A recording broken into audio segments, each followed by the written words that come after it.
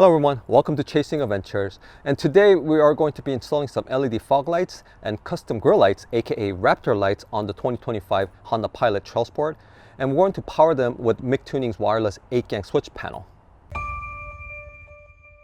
Alright, so I got some amber fog lights on Amazon to help me see better driving on the forest roads during the night, and I have plans to add more lights to the car. So the easiest way to wire multiple lights is by using a switch panel, because this eliminates you having to run multiple switch wires through the firewall and into the cabin for each individual LED lights, which can be quite pain in the butt.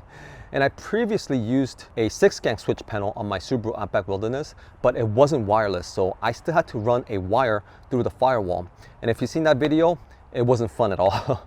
And I didn't want to go through that process again. So this time around, I got a wireless switch panel.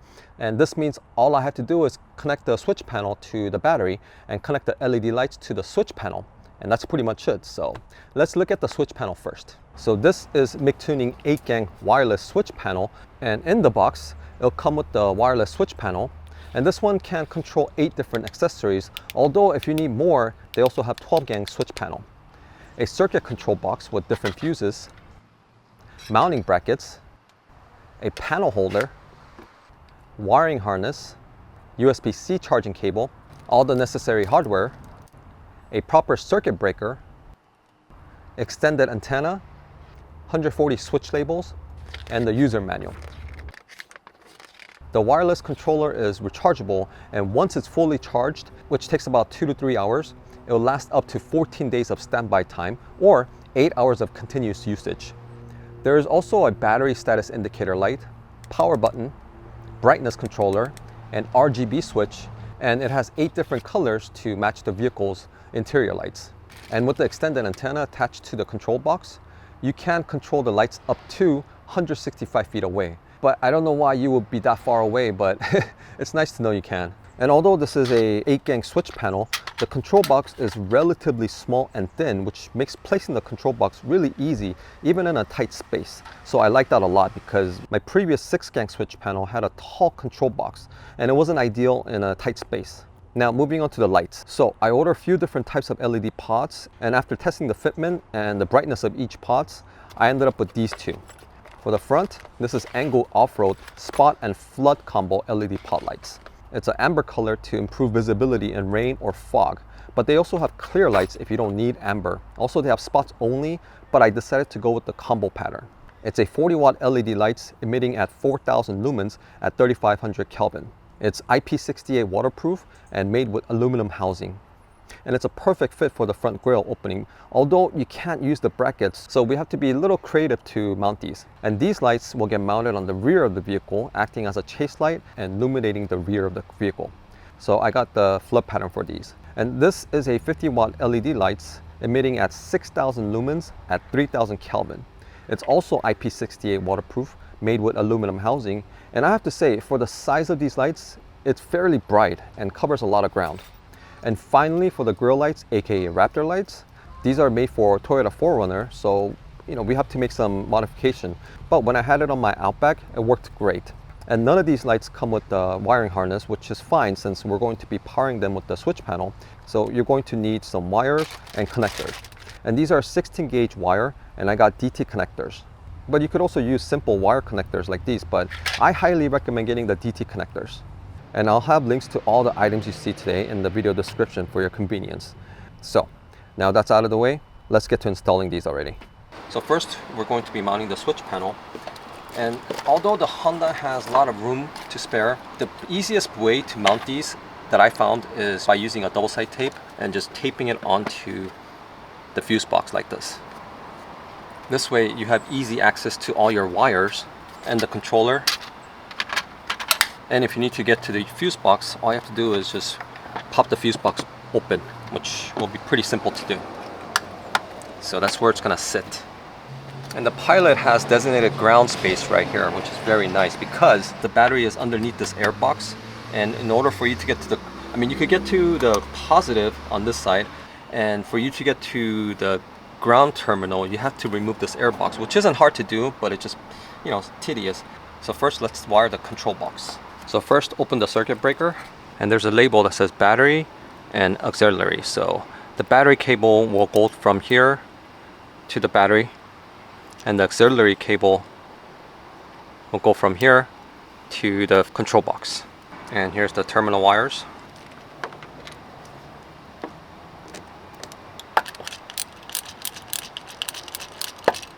Once you have that tightly placed, check the reset. Good. Alright, so the positive wire is all mounted onto the battery. But to get an easy access, I did remove the air box, which is held on by these grommets. So it's really simple to do. Just pull them out and put them aside.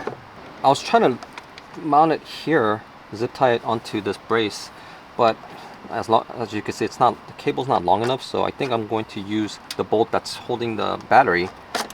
Place that right there, and I have an extra 10 mil bolt that fits right on here. So I think I'm just gonna place it there. So now we need to open the control box, and it tells you which side is positive and negative. So this side is positive. So all we have to do is connect the wire to the positive terminal here, and then the negative terminal to the negative side. And then before we mount it to the ground, let's go ahead and put a double side tape and mount it onto the fuse box. Grab some isopropyl alcohol, clean the surface thoroughly, and the back of the control box as well. And I'm using 3M double side tape, and you don't really need a whole lot. Just 2 strips like this on this back. Line it up with the fuse box and press it down, and that's it. And this is not going anywhere. And then the ground wire could go hide beneath this fuse box and go to the ground like that. Perfect. Oh, and one more thing. There's also an accessory wire. So basically this will be plugged onto the control box like this, and this will go onto the fuse panel. Now, for what the accessory wire will be doing is, if the vehicle is not powered on, it won't get any power through the control box. But they also have a switch here that you can switch from either the battery terminal or the accessory. So for instance, if you want your lights to be only turned on or accessible while the car is on, you have to plug this into the accessory and connect it to the fuse box. But if you're like me and you want it to be able to control the lights even when the car is off, then switch it to the battery side. So in my case, I'm not going to be running the accessory wire. And there's also a reset button here, I believe. And I think that's pretty much it. So let me just put the ground wire and reset the circuit board, and we should have some lights going on here. So let's do that first.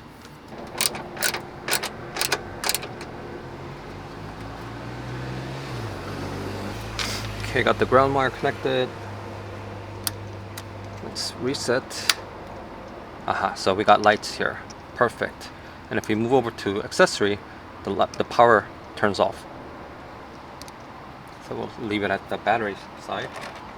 I mean, this way it does drain the battery slightly, but I've never noticed where battery dying completely because of this, as long as the LED lights are not on. I'll put the cover back on. And this is for the antenna wire. Maybe I should just put it on and just set the antenna somewhere down here. That way, if I'm ever 165 feet away from my car, I could easily pull them out. And is this magnetic? Oh, it is magnetic. Perfect. So I can just have it placed down here somewhere. Alright, so now since the control panel and everything is done, let's go ahead and move on to installing the lights. Alright, so this is the spot and the floodlights. And I wanted to mount it right here like this on the grill. Now obviously it won't go in. Well, I guess you could kind of squeeze in there. I don't want to break anything. But the idea is to just have it illuminating the front of the car. So what I think I'm going to do is, instead of using the bracket and mounting it onto this plastic panel, which is pretty flimsy, I'm just going to put a double side tape on top and bottom and carefully place them like that. But first we're going to connect the DT connectors in. Alright, so we got the male and female connector. And normally the female connector will go onto the lights and the male side will go onto the battery or the power source. So it'll be like this.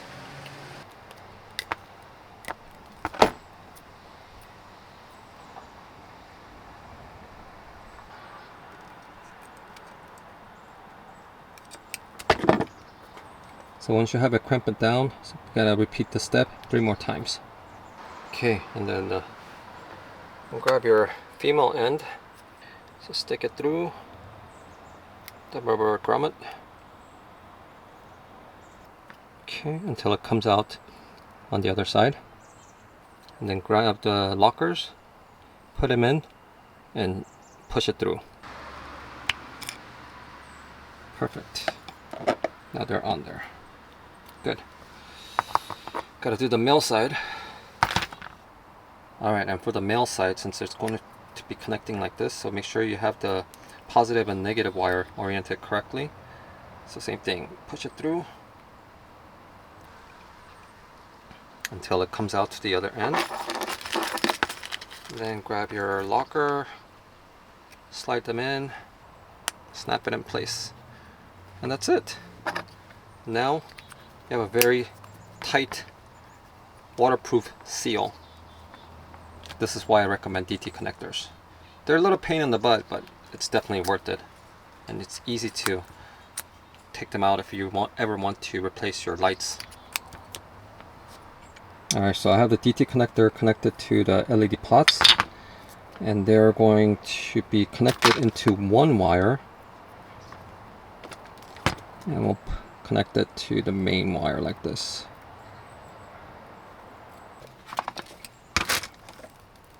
Okay, and this wire we need to measure and cut to length, and then we'll place them on the control panel. Alright, so I have the double side tape onto the light pots. All the surfaces are cleaned. And moment of truth. Just mounting it like that.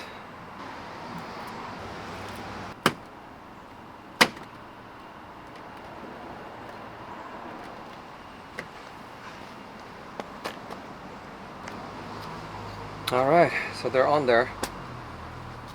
And these are not going anywhere.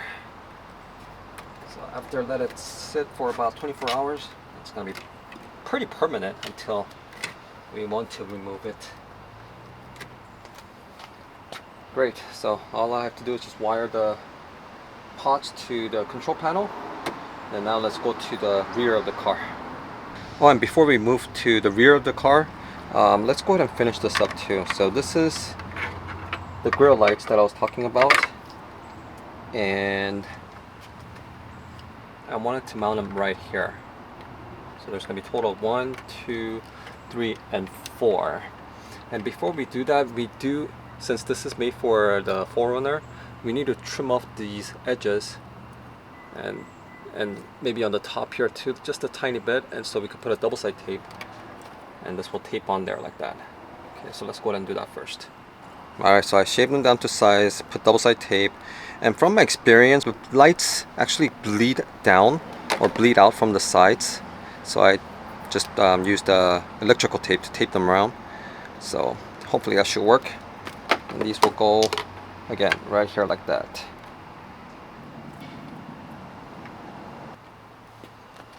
Alright, so it's on there. So now we just have to hide the wires and run it to the control box.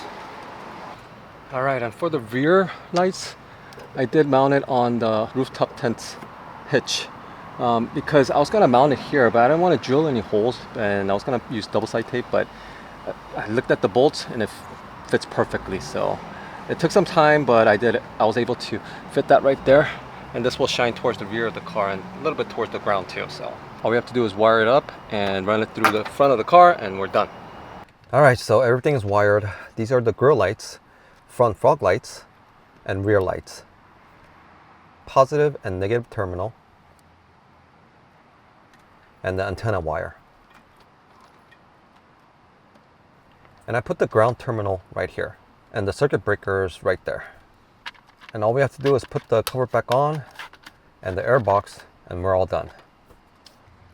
And these are the available colors for the RGB lights. So we have the white, we have the changing lights.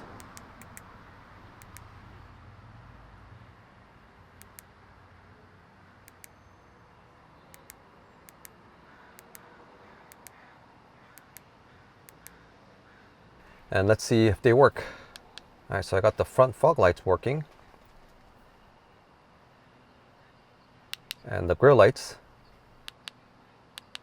And the rear lights. And they all work. Awesome. Now I'll have some nighttime footage for you guys. All right, so I have the camera setting to manual, so whatever I do to the lights, it won't affect the camera.